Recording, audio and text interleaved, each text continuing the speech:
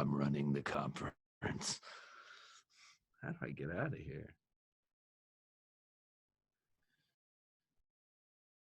Let's tell embarrassing Martin stories. Oh, I've gotcha. Is that Molly? Yeah. Why can't I see your face? Hold on. I'll make my face. Oh, we're making Oh. hi Molly. We're making Hannah work still. No, she doesn't have to do. Well, I guess she could. If you're talking, I have to interpret. So you Oh. need a break. So you All need right. a break from Sure. signing name. Bye. Let her take a break. Bye bye. Bye, baby.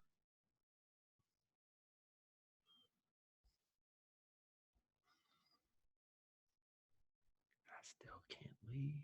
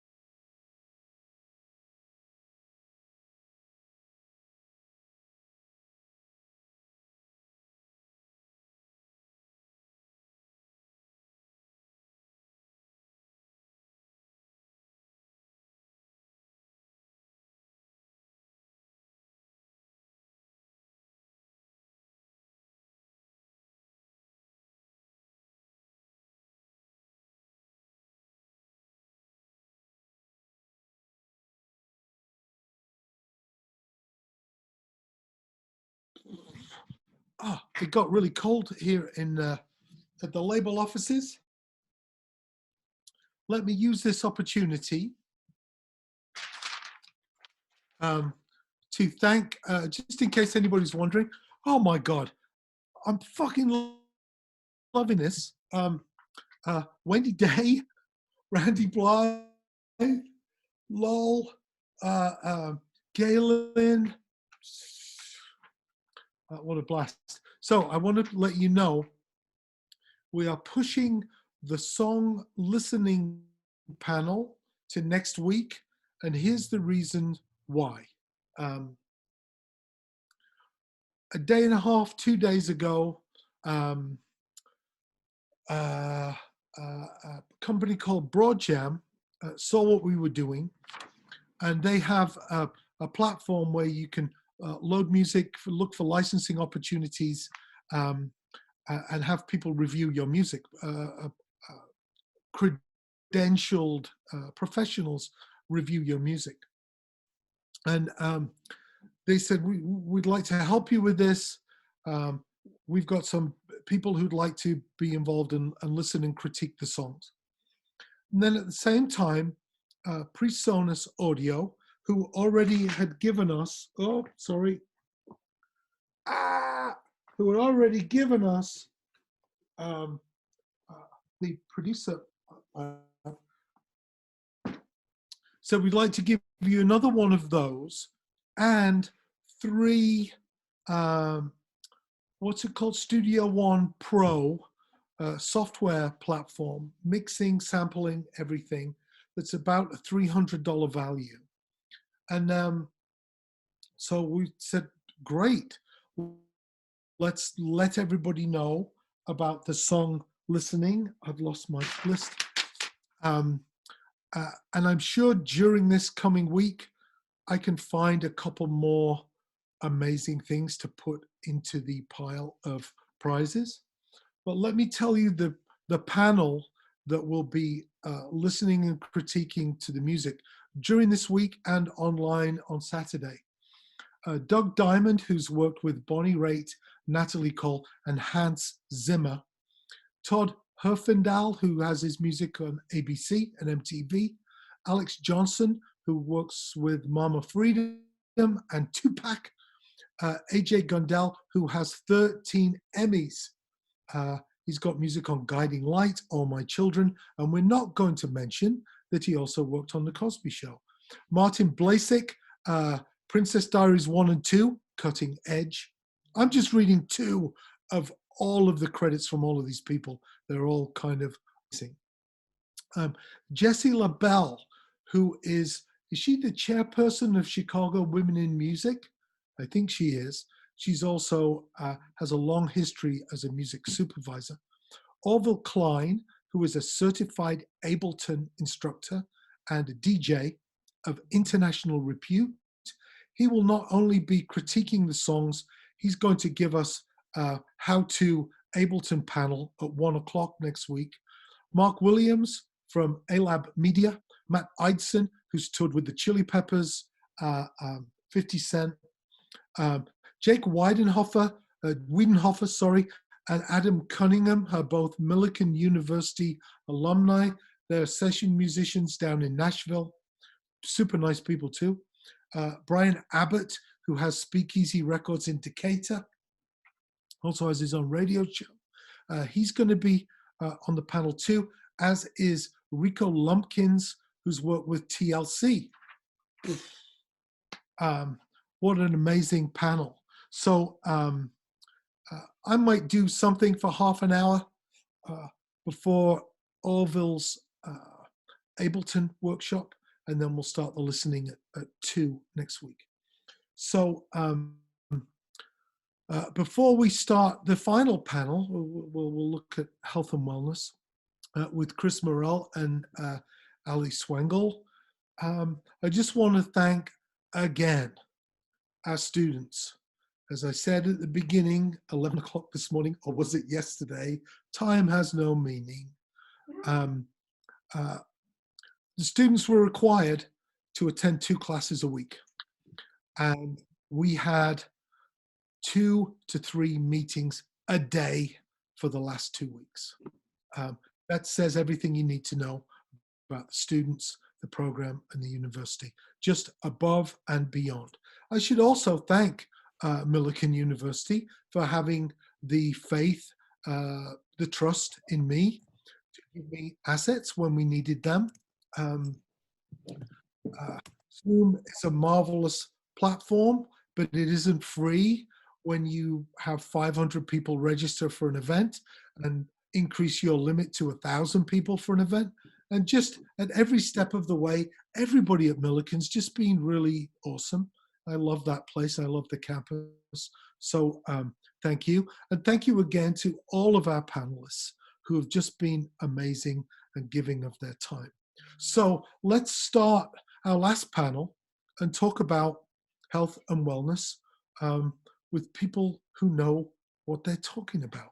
Not that, oh, that sounds like our previous, that sounded bad. It wasn't meant to sound bad. Let's talk with Ali Swengel and Chris Morrell. Are those guys there? Are you there?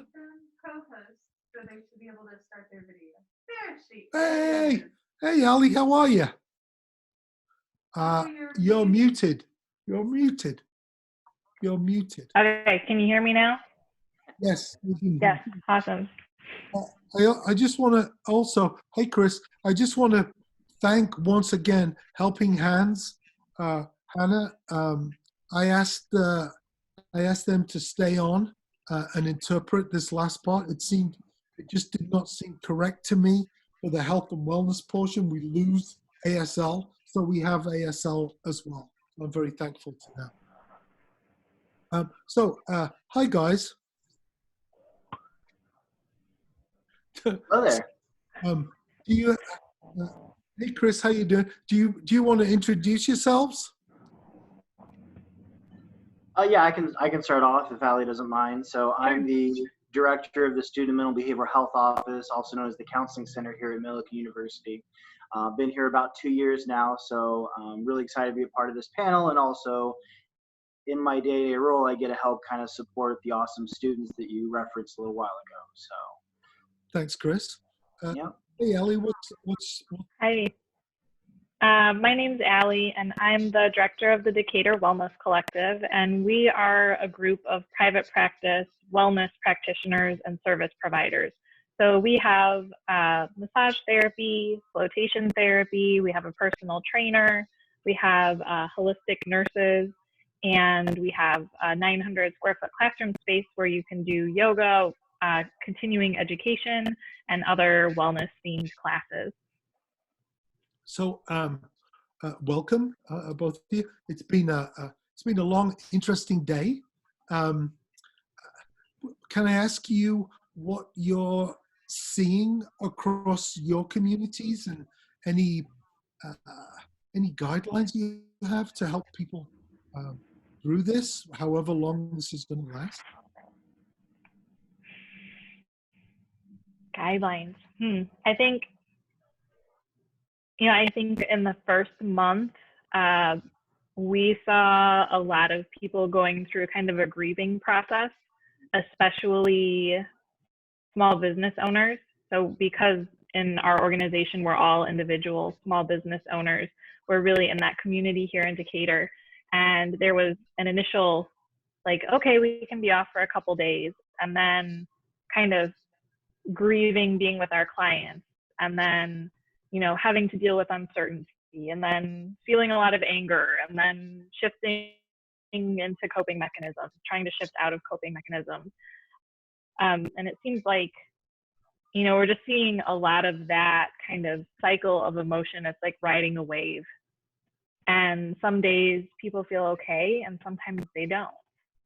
And we don't have mental health care practitioners here at the Wellness Collective, but we do have mindfulness classes. We do a lot of yoga, and we've really encouraged people to feel their emotions and to communicate with their families and reach out when they're having really difficult emotions, so that they can address that instead of kind of banking it and ignoring it. It's strange. We were just talking with Lol Tolhurst, the drummer from The Cure, talking about the spiritual benefits, the feeling of playing the drums. Mm-hmm. That's not. I saw that.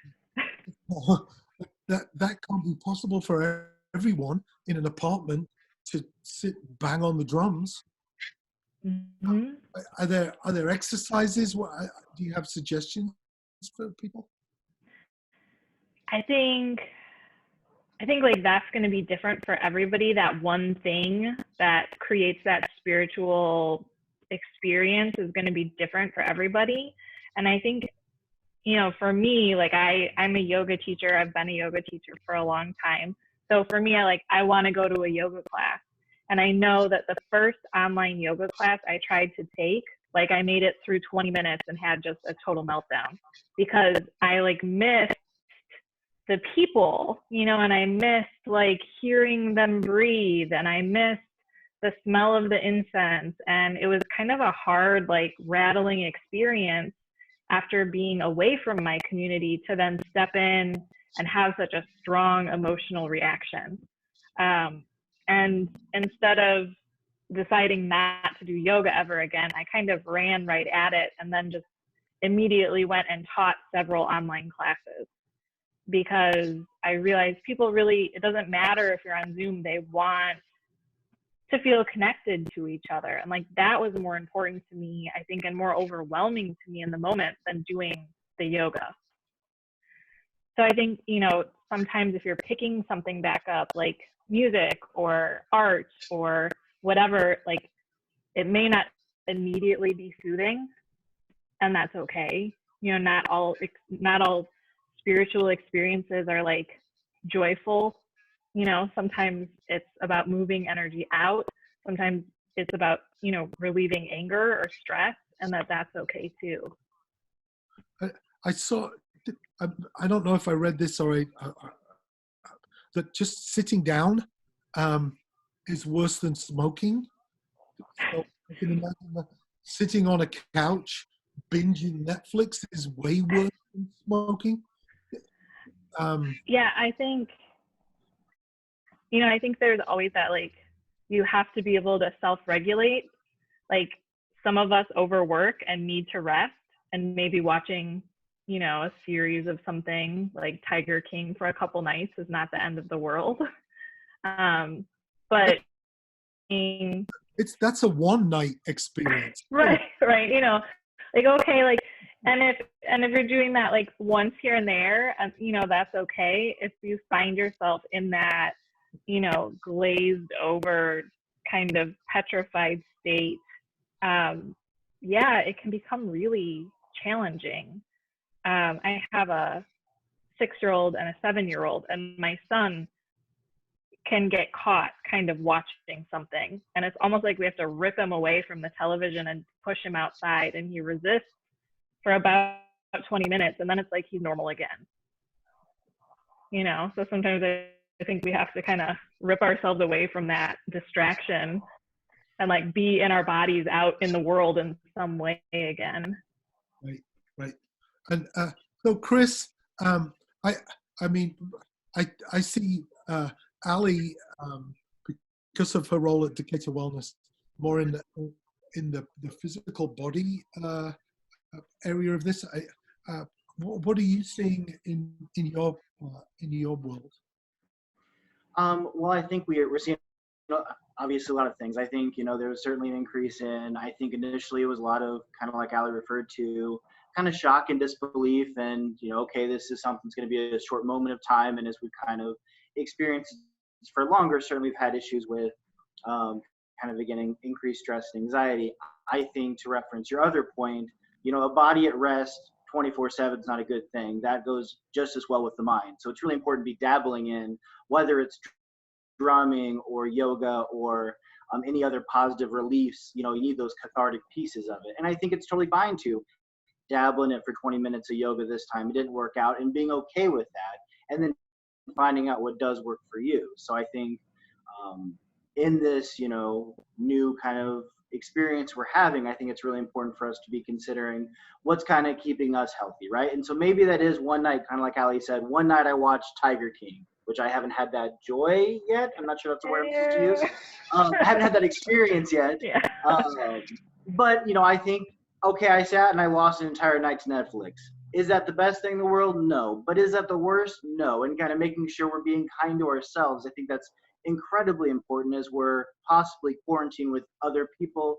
But even if we're just by ourselves, making sure that we're being nice to ourselves and remembering that, you know, those internal thoughts have power and have weight. And just like the body needs to move, you need to make sure those have a release valve. And maybe that's lovely conversations, you know, in this kind of forum. Maybe that's connections with friends and family, or maybe that's connections with a greater support system. But I think it's really important to be dabbling in lots of those as we kind of learn how to continue to navigate through this experience. And I think that's important to remember, that we are navigating it. May not always feel that smooth, but we are doing it. I'm definitely sensing that everything is more, right? So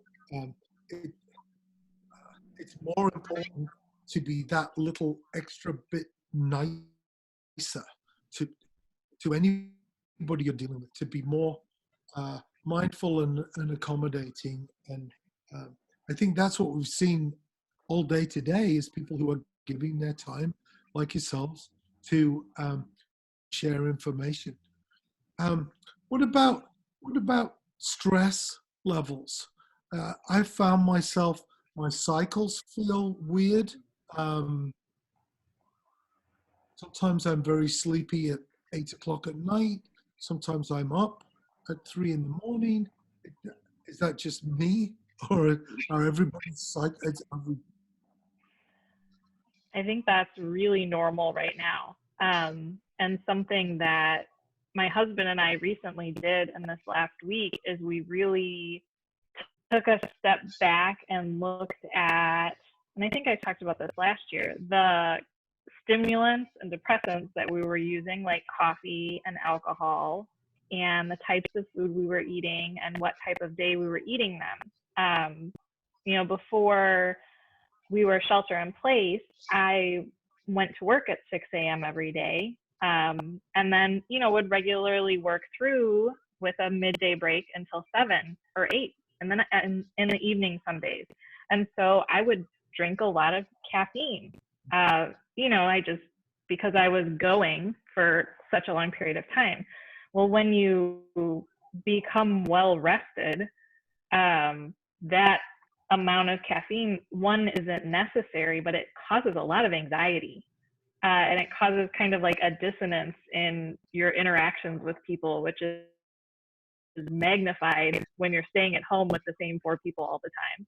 So, we recently kind of looked at like, wow, like maybe I don't need like 6 cups of coffee right now because I slept in until 9:30. Like, why am I pounding, why am I continuing that habit? When I feel okay in the morning. I don't have a headache. I don't feel groggy.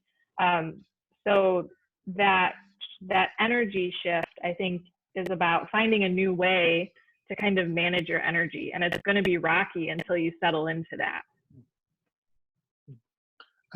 What about just stress in general? I'm seeing people just turn off the news. I mean, that doesn't just CNN or Fox or whatever your poison is doesn't be a good idea. But it's designed to pull you in, Yeah. I mean, my husband got into some big conspiracy theory thing, maybe like 2 or 3 weeks in, and him and a friend were like calling each other every morning, comparing conspiracy theories from like weird parts of the internet I hope to never experience. And we finally got to a point where it was like an intervention, like, you cannot consume this. Like, his level of fear and anxiety got really extreme, and he kind of had to like put up, a whole new set of like, I'm not doing this. And he had to have a talk with his friend, like, look, this is not great for my mental health, because it really was, he was like having some major mental health issues from the consumption of the media, whether it's true or not, or, I guess we don't really know. But I think, that comes back to some self-awareness about like, how are you feeling and what have you just done that maybe is making you feel that way? When I'll piggyback off that a bit, because I think the awareness building, I think that's one thing in this experience. And also, Hannah, bless you, and I apologize, I'm a fast talker. I will try to slow it down a little bit. But I think it's so important for right now to be, doing some kind of healthy exercise as far as what am I allowing myself to be open to, right? So news is a great example, as Martin brought up. It's going to be there regardless. If there's great changes, positive or negatively, you're going to find out. Checking it religiously is not terribly helpful because it's designed to be engaging. It's designed to suck you in. And you can get the same amount of kind of informedness of it, if that's a word. I'll say it is now, from like 20 minutes of checks of it, as opposed to checking it every day and having CNN or Fox News or whatever on 24/7. You're going to get that news regardless because that's the world we're living in.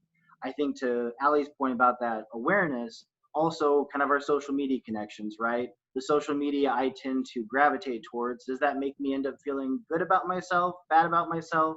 Does it make me feel motivated, energized? Is it making me feel kind of down in the dumps?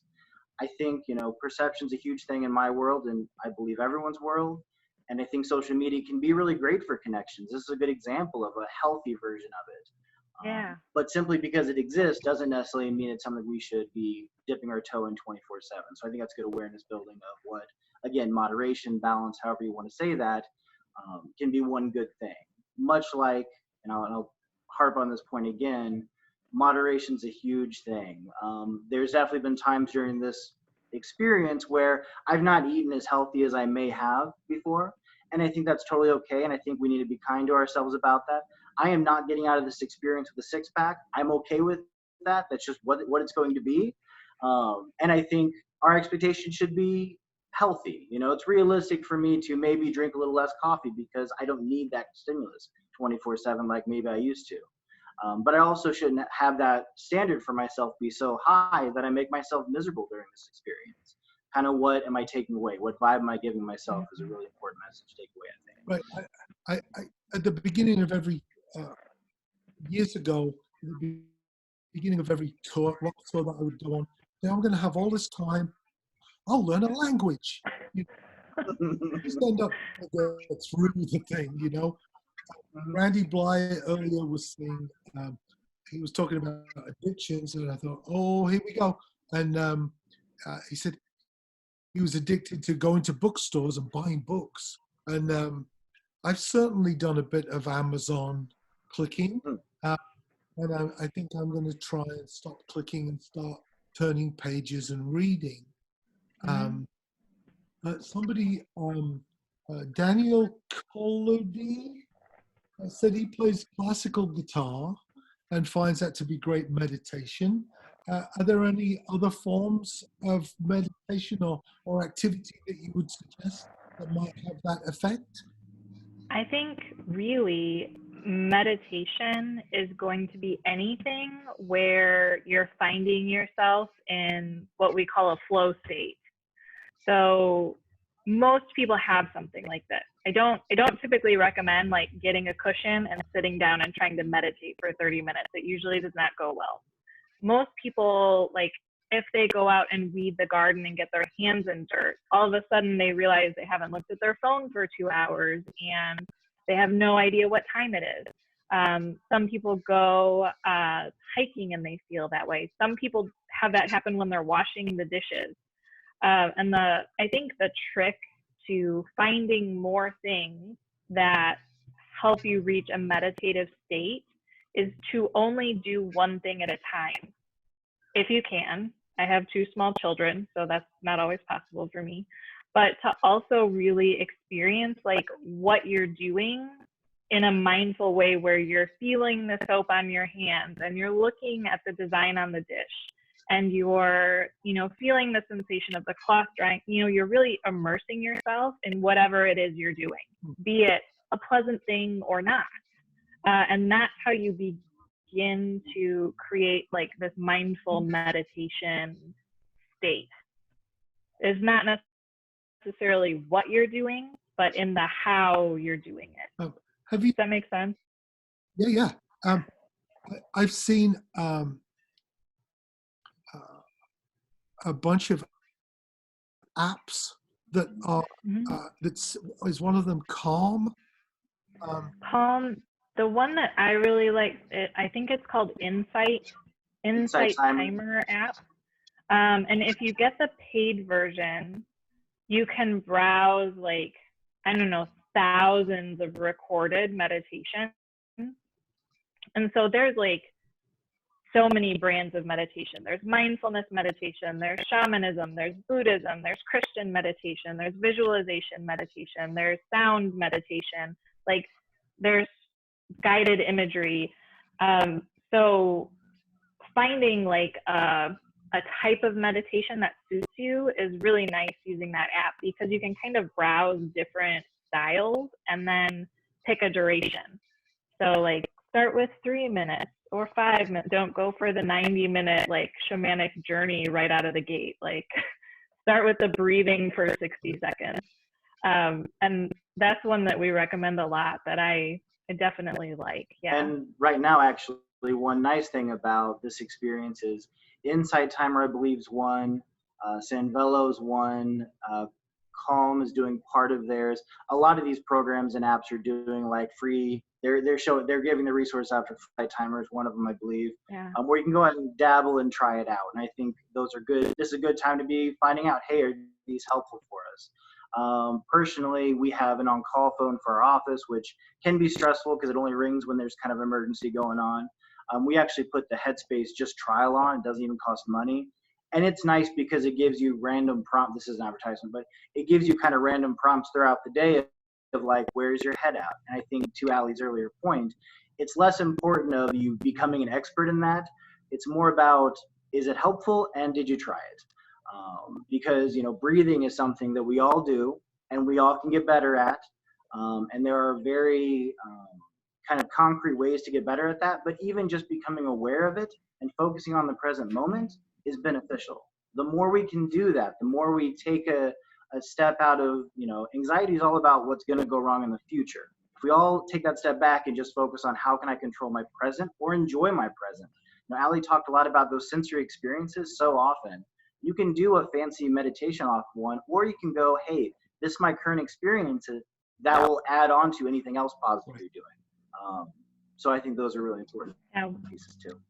Yeah, I think and I used to be this way when I started yoga, that meditation is some big, weird, esoteric thing, And one of my favorite meditations with my kids is if you lay on the grass and you lay on your stomach and you put your chin on the blanket, you can watch the light and the dew and the way the wind moves the blades of grass.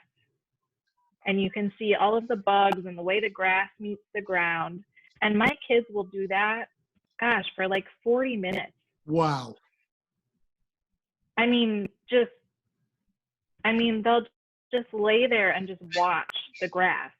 And it's an interesting perspective because it's not one we take, and it's calming because you're physically grounded. You feel the ground under your body. You're laying on your belly, so you feel your breath, and it's just super calming and super simple if you are not totally scared of dirt and bugs. If you don't like dirt or bugs, maybe pick something else. Well, speaking of something else, I'm seeing, it seems like the entire nation is now somehow involved with sourdough bread. Yeah. Like, I like the Great British Baking Show, but it's like sourdough bread and starter yeast and people are just getting really super into stuff. I don't know. I'm also, just so you know, I'm trying to read this. George is taking scuba diving lessons. With one breath from any depth, you can reach the surface. So if you're breathing, everything will be okay. I thought, sorry, George is in San Francisco. I thought George was just suggesting everybody get scuba diving lessons, but he's actually sharing some great insight. Also, as far as stress and anxiety, I'd said this a couple of times today. One of the reasons I like to teach music business is that in its fullest sense, with all of the changes and touring and live events, I don't particularly love the show must go on attitude, but we need to make a show happen every day, otherwise we won't get paid.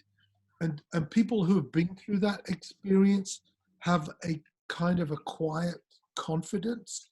Like, yeah, we don't know what's going to happen. It's a nightmare, but somehow we'll triumph.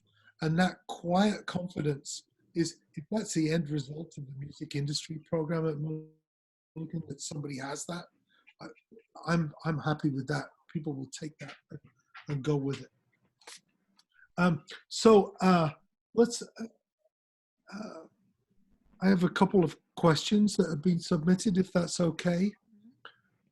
Roger is talking about copious amounts of saxophone playing. It's highly recommended. Yeah, except if someone's your neighbor. Yeah.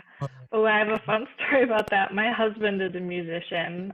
He arranges music, and he plays a lot of instruments. And when we were first married, he tried to teach himself to play the clarinet, and it's the only instrument I have not been able to allow practice in the house. Well, We've had drum sets, we've had guitars, we've had everything, and the clarinet, man, that one got me. it'd be tragic if it befell some kind of accident. He self-regulated there. I'm not sure what happened to the saxophone, or the clarinet, but yeah, we never got through like reed instruments for some reason. Yeah. So here's, this is kind of a long question, but bear with me because I think it deserves an answer. I've been told that I have severe anxiety and high functioning depression. Okay, so now I have a question. What's high functioning depression? I mean, in my mind, high functioning depression means you're still going to work and able to leave your house every day. Okay. Do you have a professional opinion on that, Chris? I mean, at the end of the day, I think, the more important piece is if we're talking about kind of a true clinical diagnosis, there's people that are, I can be clinically depressed and still be functioning my job. It's more about, and diagnoses, labels are very much more important for the focus of what's the disruption, how can we address that as opposed to the rest of it. So Josh just said on the chat, it means you can pretend to be normal. Okay, thanks, Josh. It seemed like I was always hitting waves of anxiety and depression every now and then. Wow, that was bad. And both of those diagnoses are very good about that, even if we're not talking about the true clinical term. Meaning anxiety is really good about looping in on itself, and depression the same way. If I don't feel motivated, I tend not to do things, and I don't tend to do things, I don't feel very productive, which means I'm not very motivated, which means, eats itself. Sorry, go ahead. There will be days when it was very prominent. I had these problems, and there were days when I could be completely fine and not suffer. It made me wonder, is it possible for anxiety to come in waves? Could it mean that I was misdiagnosed, or is it more common than we think? I mean, I personally, we can't weigh in on, if it was an appropriate diagnosis at the time. Yeah. Oftentimes, it's not uncommon for something to be true at one stage in our life and then change and morph, and maybe that's because we didn't have a good enough assessment of the symptomology, or maybe just we're in a different place. Environments change, those kind of things. I think more to the point is, certainly it can come in waves. It's a pretty normal experience. My hope would be that, regardless of kind of where the experience is currently, it's making sure we're connecting with other people, right? So that's being open and honest about kind of how we're feeling, so that when we hit those low points, we're not by ourselves. Because one of the things we get into the catch-22s of this is when we start to feel really good, we may pull away from our support systems because we don't feel we need them as strongly. And then when the low part hits, we don't have those relationships as strong as they could be. So just kind of general guidance, I would say, again, goes back to the connections with other people, whether that be professional or not, but certainly having those open conversations. Again, I think that's a good example of it, but the more we can talk about mental health, the more less of those up and downs we're going to experience, which I think is important. Allie? Yeah. I think one of the things that I've experienced, and I hear a lot, is that we don't talk about how having emotions as a human being is a fluid experience. People don't become happy one day and live happily ever after and are just happy all the time, forever, from henceforth on, right? We experience a lot of emotions, sometimes in rapid succession, over the course of time. And I think sometimes the issue comes, as a body worker, is that we we can become attached to an emotional state and think that that's us. Mhm. You know, we are this emotion, when really, like, we can let emotions move through us. My most recent issue with depression and anxiety was postpartum. I had a really hard time after my second son, and it came really late in my postpartum experience. So he was like 8 months old by the time I was having postpartum symptoms, which I hadn't had postpartum issues with my first child. And I kind of thought if you had postpartum depression or anxiety, it happened right away. Like it happened like when you were super sleep deprived right after you had that, you know, that first kid. So it really caught me off guard. And I was super fortunate to have someone in my life say, like, I don't think you're okay. And I don't think you've been okay for a while. And I think you're coping, but I think you need to talk to someone. And that way I wasn't really aware of where I was at, or that things were not going well. And so I think it's normal for things to come in waves. I think it's normal to, like, you know, have a really stressful day and feel your shoulders rise up and feel tension in your back and feel short of breath and get frustrated. And then, you know, you do some breathing or you go for a walk and then you feel better. I think the problem is when that mounting anxiety or that mounting sense never relieves. Like we never get a sense of relief. And that's where it's like, okay, something else is going on and we need help. So like in my mind, like that wave is a good sign. You know, if you're having good days and bad days, you know, to me that's good. It's if you've got this really long consecutive streak of stuff, you know, that becomes an issue. I don't know if that makes sense. What do you think about that, Chris? No, I agree with all that. And my kind of last plug on the matter might be kind of that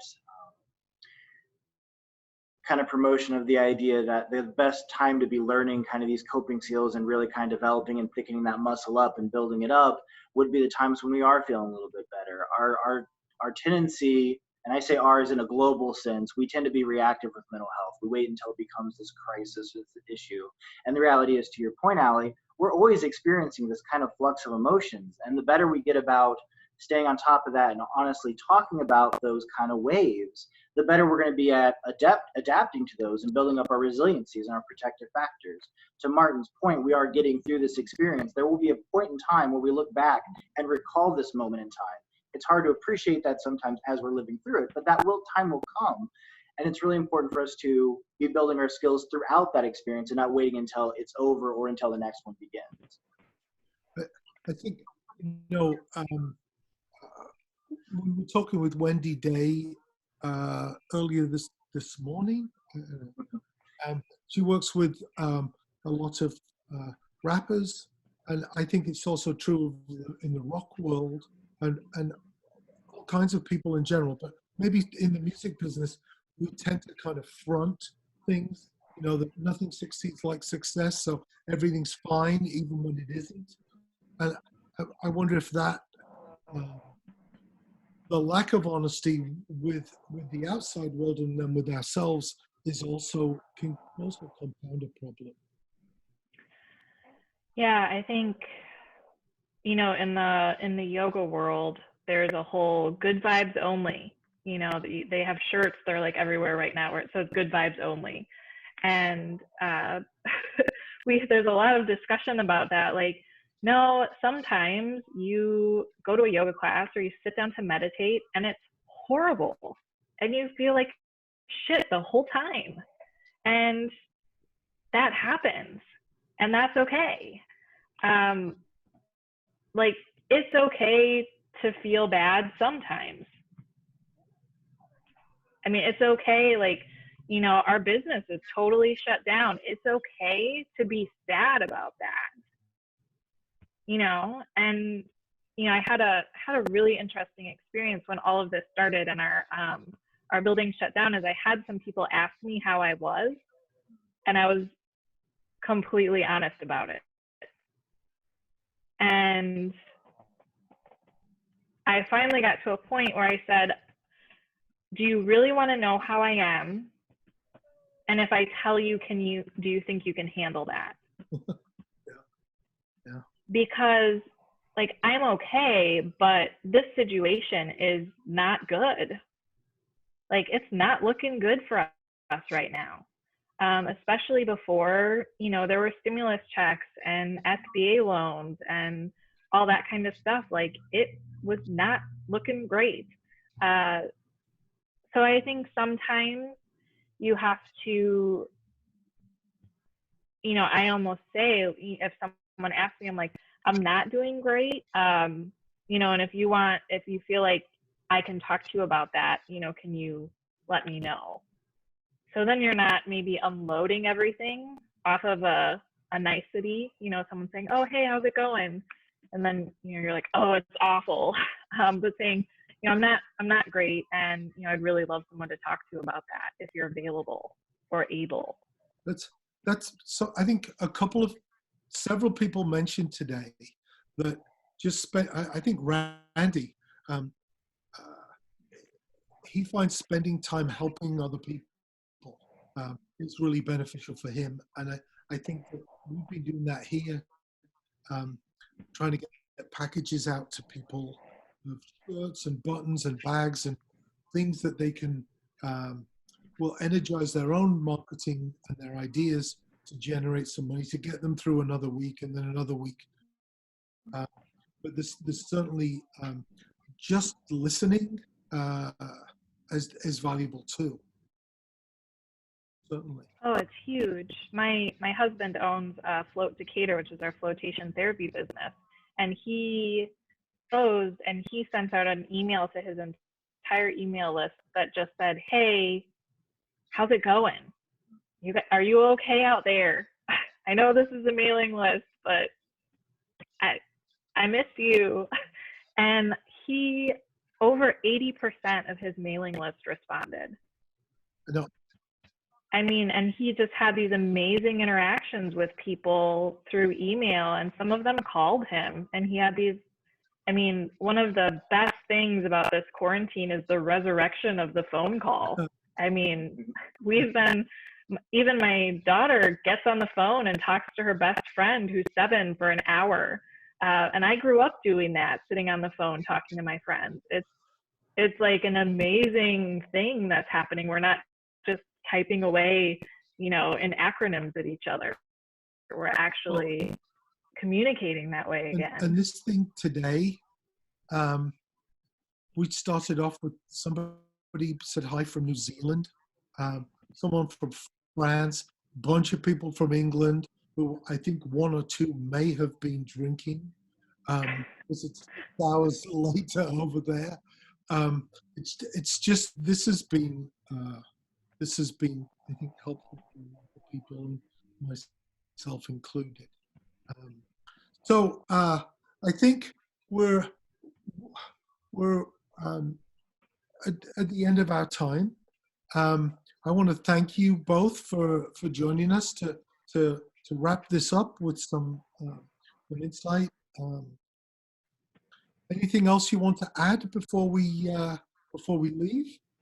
I'll end it on kind of what you both were just talking about, as far as we all can benefit from feeling like we can be heard, having those connections, feeling supported. And I think it's really important to have these conversations, and I appreciate you letting us come on and talk about this, because I think this generation, frankly, is better than the last generation. We're getting there. There's less stigma than there used to be, but we still, to Allie's other point, it's a work in progress. But I think the more we can talk about and be open with others about where we are, because of our emotions are fluid. And that's part of that beautiful human experience. But the more we can support and be there for each other, that has the beautiful catch-22, the splashback effect of also helping us out. So appreciate you letting me be part of this conversation. I'll let Allie have her 2 cents too. I think that's the biggest thing, is that right now we just have to really connect with our people.